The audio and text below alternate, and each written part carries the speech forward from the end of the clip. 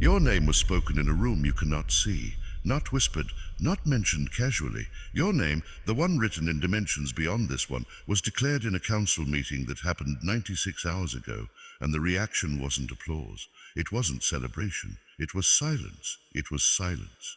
The kind of silence that follows impossible news. The kind of silence that precedes retreat. Stop scrolling. Stop multitasking. Because what I'm about to reveal will frame every ounce of exhaustion you've carried this past week. That bone-deep tiredness that doesn't match your schedule. That weight pressing on your chest when you wake up. That fog in your mind that makes simple tasks feel like climbing mountains. You thought something was wrong with you.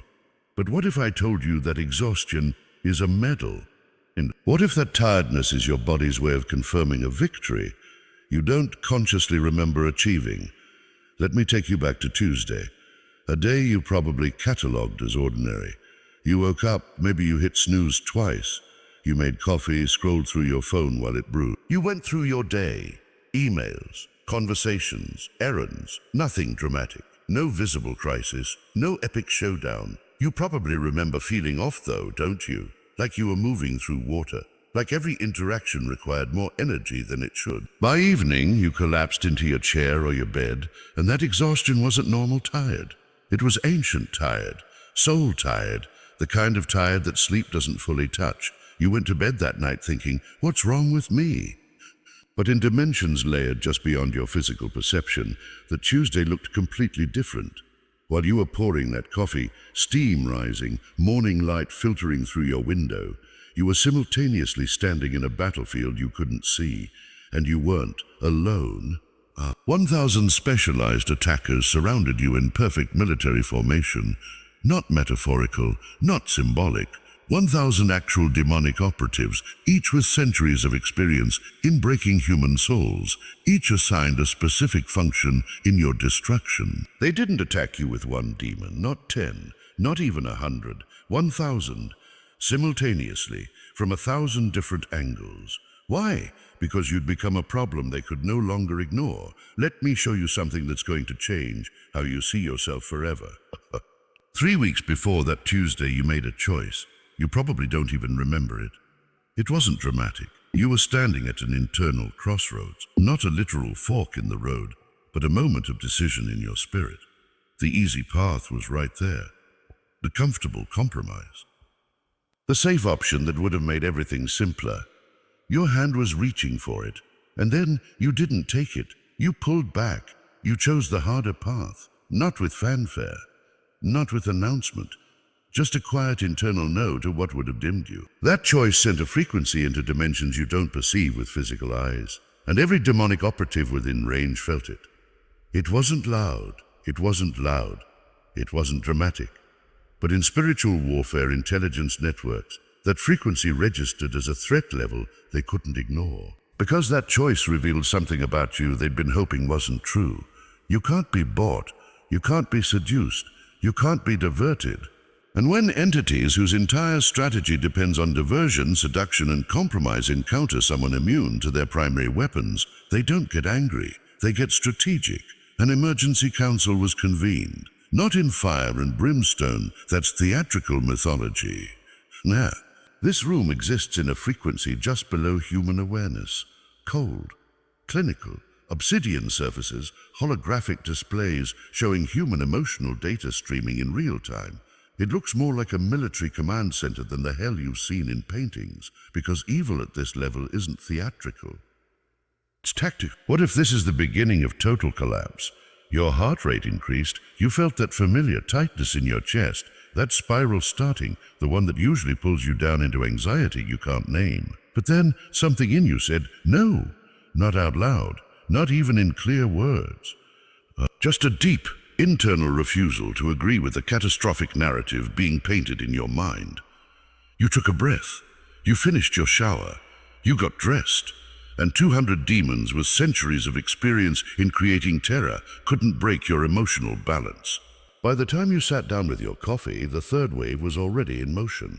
150 purpose diverters. These are the subtle ones. They don't tempt you with obviously bad things. You'd recognize that as an attack. Instead, they seduce you with opportunities that seem good but would pull you off course.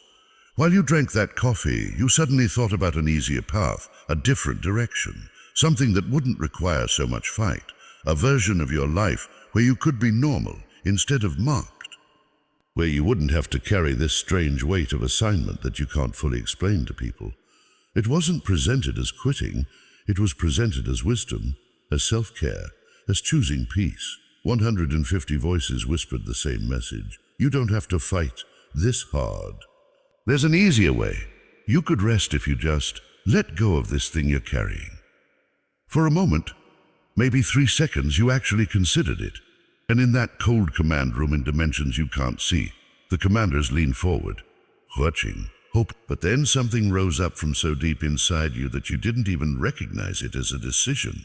Your commitment to your purpose, whatever that purpose is, even if you can't articulate it fully, is encoded so deeply into your spiritual DNA that alternatives don't register as real options. You didn't fight the temptation. You didn't argue with it. You just ignored it, like ignoring an advertisement for something you'd never want.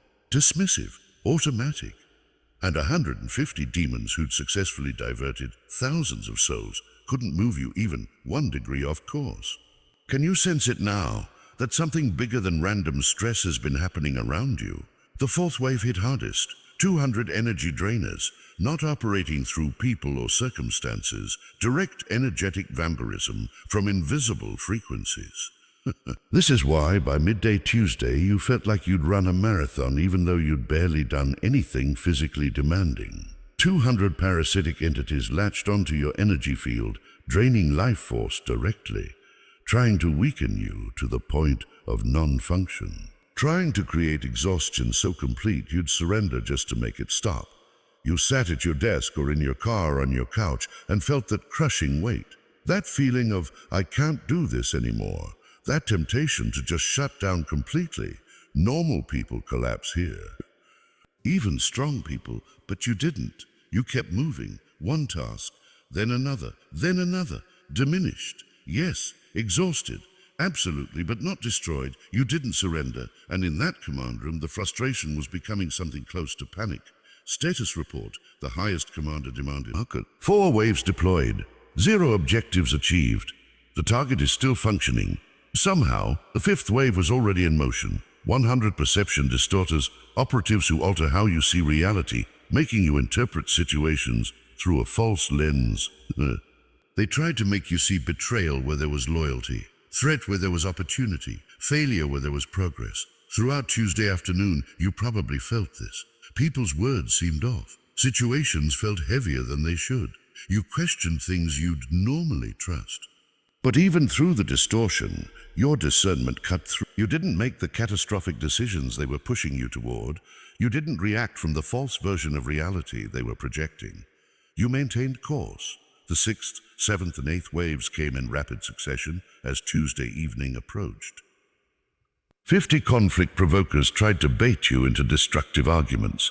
You felt the irritation, the impulse to snap, the temptation to explode at someone who didn't deserve it. You held your peace. 100 loneliness magnifiers tried to convince you that you're fundamentally alone in an indifferent universe.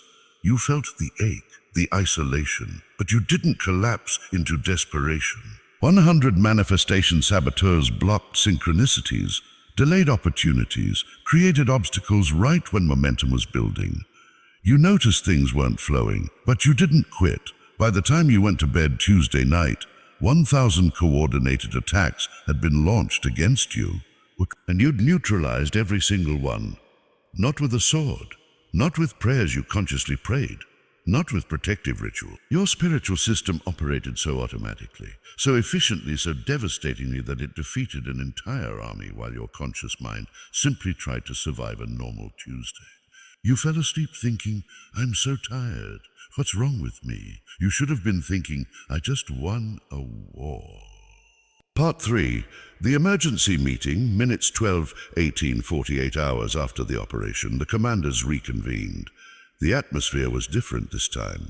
No clinical detachment, no strategic confidence. There was something none of them wanted to name, but all of them felt. Fear. The commander of psychological operations spoke first, and for the first time in recorded history, his voice carried uncertainty. I've reviewed the complete cognitive data from the operation. We injected 117 specific destabilizing thoughts during the target's most vulnerable hours.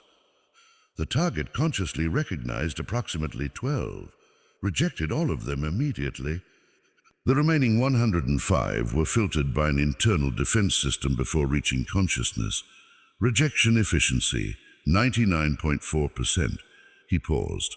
I've been running psychological operations for 3,000 years. I've never seen a human system operate at this level. This isn't learned behavior. This is something else. The commander of emotional warfare added, his frustration barely contained. We generated 200 catastrophic fear scenarios specifically calibrated to this target's known vulnerabilities. Each scenario was designed to trigger panic responses at the neurological level. The target's limbic system remained stable throughout the entire assault. This contradicts every model we have of human emotional architecture. Silence. The commander of temptation operations, who'd successfully diverted millions of souls over millennia, spoke with a defeated tone that chilled the room. The purpose diverters offered elaborated alternative life paths. Weeks of research went into crafting visions specifically appealing to this target.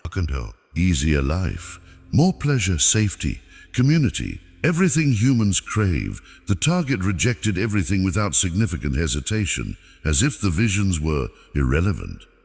Another pause. Their commitment to purpose is so foundational that alternatives don't even register as viable options. I've never encountered this level of internal alignment. I don't know how to work with a target who doesn't want anything we can offer. The room grew colder. The commander of isolation operations, responsible for breaking people through loneliness, admitted what felt like professional failure. The loneliness magnifiers did their job perfectly. We created the felt experience of complete isolation, misunderstood, abandoned, alone in indifferent cosmos. Paul the Apostle, possibly the most resilient missionary in history, imprisoned repeatedly, beaten, stoned and left for dead, shipwrecked, persecuted constantly. But even Paul admitted in his writings that he reached a point where hope almost left him completely. He wrote about being burdened beyond our strength, so that we despaired even of life. He came to the edge where desperation nearly consumed him. You're under attack that matches, perhaps exceeds, what Paul faced, and you haven't lost hope. You keep believing, you keep acting, you keep showing up. Do you see it now? You're not struggling. You're operating at a level that surpasses legendary warriors. I'm not comparing you to these heroes to diminish their incredible legacies. They accomplished impossible things. They're remembered for good reason. I'm comparing you to them so you understand what you're doing, surviving what you're surviving while still functioning, still maintaining faith, still moving forward, places you in the same category as the legends, except you're doing it without recognition. Without a biblical narrative being written about you, without a crowd witnessing your victory, you're doing it in secret, in silence, in the invisible places where only heaven sees, and that makes it even more extraordinary. Let me tell you what happens to Omega classified warriors in the weeks following their classification. The previous 17, every single one, experienced a pattern. Within 40 to 60 days after the enemy retreated, they entered what celestial records call breakthrough cascade. Not gradual improvement, not slow recovery, cascade. Doors that were locked for years suddenly opened. People who could help appeared seemingly out of nowhere. Resources manifested. Opportunities aligned. Health improved. Mental clarity increased. Creative flow returned. It's not magic. It's strategic. When the primary opposition withdraws, when 1,000 blocking agents are suddenly gone, there's nothing left impeding your path. Imagine trying to run while 1,000 hands grabbed at you. You're strong enough that they can't stop you, but they slow you down. Every step is harder than it should be. Now imagine all those hands suddenly let go. You don't just walk forward, you surge. That's what's coming for you. Not because you're finally good enough, because the warfare that was draining your energy just ended. You're about to discover what you can do when you're not fighting 1,000 simultaneous battles just to get through a normal day. And here's the part that's going to sound impossible, but is absolutely true. You're not recovering alone. The other 17 Omega warriors, spread across this planet, most of them unaware of each other, are about to start recognizing one another. Not through social media, not through organized gatherings, through frequency recognition. You'll be in a random conversation, and something in how the person speaks will resonate at a depth that defies logic. You'll make eye contact with someone in passing, and something will click without words. You'll know. They'll know. It's already beginning. Until it will begin. One of the 17 lives within 50 miles of you. You haven't met yet, but you will within the next 90 days. Another one, you've already encountered them briefly. Neither of you realized what the other was. But the next time you meet, you'll both be conscious of it. This isn't fantasy. This is how celestial strategy works. Omega warriors don't find each other by human effort. They're drawn together by shared frequency, by automatic resonance between souls of similar caliber. A network is forming. You're part of it whether you consciously know it yet or not. Have you felt an unusual pull towards certain people lately? A sense that something significant is about to connect? That's not random. That's the network beginning to activate. Part 5. The new chapter, minutes 24:30. So what do you do now with this knowledge? How do you move forward understanding that you're not who you thought you were? That you're a deployed operative with a warrior's soul, carrying out a mission most people don't see? First, you need to completely reframe how you see your exhaustion. Every time you feel that bone-deep tiredness, that weight that doesn't match your physical activity, that fog in your mind that makes everything harder, don't judge yourself. Don't think, what's wrong with me? What's wrong with me? Think, I just won another invisible battle. Your exhaustion isn't evidence of weakness. It's evidence of victory. It's your body processing warfare your conscious mind didn't see. It's the physical cost of operating at a level most humans never access. When a soldier returns from combat deployment, they sleep for days, not from weakness, from the physiological cost of sustained high alert operation. You're in the same process. Rest without guilt. Sleep when you need to. Stop apologizing for needing recovery time. Your body just survived something that should have destroyed you. Give it time to integrate the victory. Second, protect your unshakable commitment to purpose. That commitment, even when you can't fully articulate what the purpose is, your primary shield. As long as it remains intact, attacks can't penetrate to your core. The enemy's entire strategy depends on diverting you, seducing you off course, convincing you to choose easier paths. Your immunity to that strategy is what makes you Omega level. Don't let doubt about your mission settle in. Don't let people who don't understand talk you out of what you know in your depths is true. Your certainty is your armor. Third, stop seeking external validation for battles others don't see. Most people will never know the wars you fight. They won't understand the weight you carry. They can't perceive the opposition you face. And that's okay, your victory doesn't require an audience. Fight your battles in silence. Win in secret. Let heaven be your witness. The loneliness you feel sometimes, that's not punishment. That's confirmation. You're operating at a frequency only 18 living souls currently share. Of course you feel isolated. You're tuned to a bandwidth most humans can't perceive. But isolation isn't the same as being alone. You're surrounded by a cloud of witnesses in dimensions you don't see. You're supported by forces that don't need your conscious awareness to remain active. And soon, very soon, you'll start connecting with the others who share your frequency. The loneliness is temporary. The network is forming. Fourth, when you feel sudden impulse to surrender, recognize it as active attack. This is crucial. The strongest temptation to quit comes right before breakthrough, when everything in you screams, I can't do this anymore. I'm done. I'm giving up. That's not intuition. That's intuition. That's strategic assault attempting to stop you just before you cross a threshold. Hold on, especially in those moments.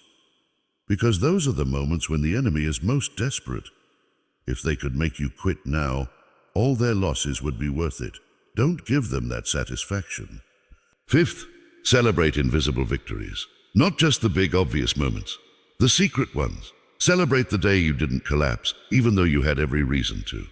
Celebrate the moment you held your peace when you could have exploded. Celebrate the hour you maintained faith when evidence suggested you were wrong. These aren't small things. These are battles won. Mark them, acknowledge them. Let them build testimony in your heart. And finally, most importantly, understand that this revelation isn't the end. It's phase 1. Omega classification isn't your final form. It's your current designation. There are levels beyond Omega, classifications that don't have names yet because so few souls have ever reached them. The previous 17, they're not static, they're evolving, ascending, moving into assignments that haven't been activated on this planet in generations. And you're joining them. What you survived this week was your qualification trial. You passed without even knowing you were being tested. Now the real mission begins. I can't tell you exactly what that mission is. That's between you and heaven. It'll be revealed in layers, piece by piece, as you're ready to hold it. But I can tell you this, everything you've survived up to this point was preparation, every battle, every wound. Every moment you almost broke but didn't. It was all training. And now you're ready. The exhaustion you're feeling is going to lift soon. Not all at once, gradually, like fog dissipating as sunlight strengthens. You're going to wake up one morning in the next few weeks and notice something's different. The weight is lighter, your mind is clearer. That invisible pressure that's been crushing you is just gone. And you'll realize the war ended. The enemy retreated. You won, not through dramatic battle, not through conscious strategy, through simply being who you fundamentally are, someone who can't be broken, can't be bought, can't be diverted, someone the enemy finally recognized as unreachable. Can you feel it shifting already? That sense that something's about to change? That's not hope. That's prophecy beginning to manifest. Let me leave you with this. You are not tired because you're weak. You're tired because you won a war against 1,000 professional attackers while living your normal life. You don't need to become stronger. You're already operating at a level that has heaven's attention and the enemy in permanent retreat. You don't need external protection. Your essence is your fortress. Your nature is your shield. Your unshakable commitment is your sword. The isolation you feel isn't rejection. It's the natural result of operating at a frequency most humans can't perceive. But you're not alone. 17 others share this designation, and you're about to start finding each other. Your exhaustion isn't failure. It's a medal of honor from a battle you won without seeing. Everything you've survived was preparation. Every scar is training. Every wound is strengthening. And now, phase 2 begins. The mission you were sent here to fulfill is about to come into focus. The doors that were locked are about to open. The people who are meant to walk with you are about to appear. The resources you need are about to manifest. Not because you finally became worthy, because the primary opposition just withdrew and there's nothing left blocking your path. You're about to discover what you can do when you're not spending all your energy just surviving invisible warfare. And the world, the visible and invisible world, is about to discover what an Omega warrior looks like when they stop defending and start advancing. Prayer, Father of Lights, we speak over every soul hearing this word. Release them into phase 2. Lift the fog of warfare. Restore the energy they've spent in battles they didn't know they were fighting. Let them see themselves as you see them, not struggling, but victorious. Not weak, but warrior. Not weak, but warrior. Not broken, but Omega level. Connect them with the others who share this frequency. Build the network that will shift the spiritual atmosphere of this generation. Let them rest without guilt. Let them rise without exhaustion. Let them step into assignments they were forged across lifetimes to fulfill. In Jesus' name, amen. If this word resonated in your spirit, if something in you confirmed that this isn't just a message but a recognition, comment, I receive IT below. And subscribe to this channel, because what I'm about to reveal next about Phase 2 assignments for Omega Warriors is going to reframe everything you thought was possible for your life. We are stronger together. The network is forming, and you're part of it.